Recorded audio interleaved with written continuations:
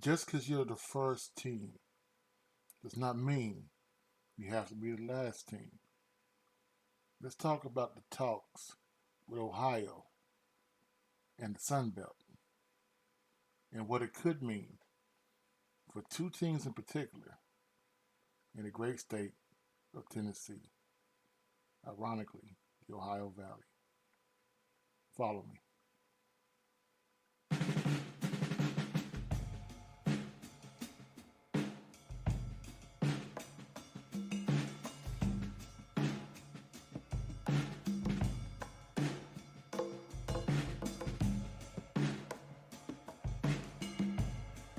Per Shane Melton of the Harrisburg, Virginia-based Daily News Record, officials from Ohio University have expressed interest in the Sun Belt, with preliminary discussions taking place over the last few weeks following Texas State's impending departure to the reconfigured Pac-12 conference.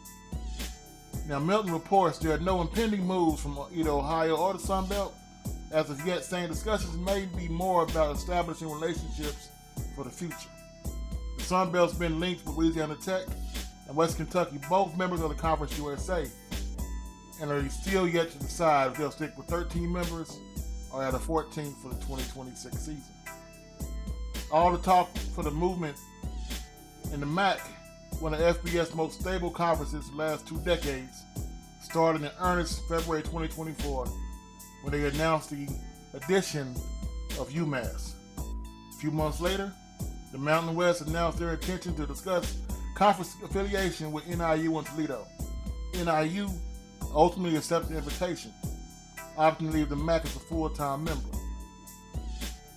Now, it goes without saying, Ohio leaving will mark new territory for the conference, as Ohio is the lone MAC charter member remaining, with Western Michigan and Miami University being the next oldest, joining in 1948.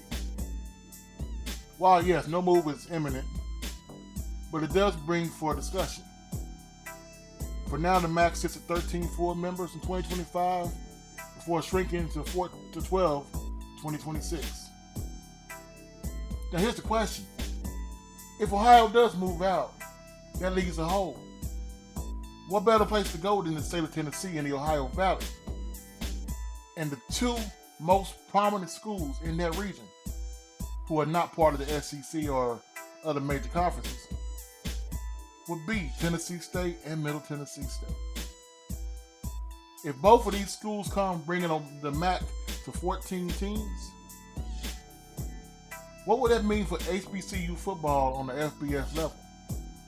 Tennessee State already plays in a non-HBCU conference.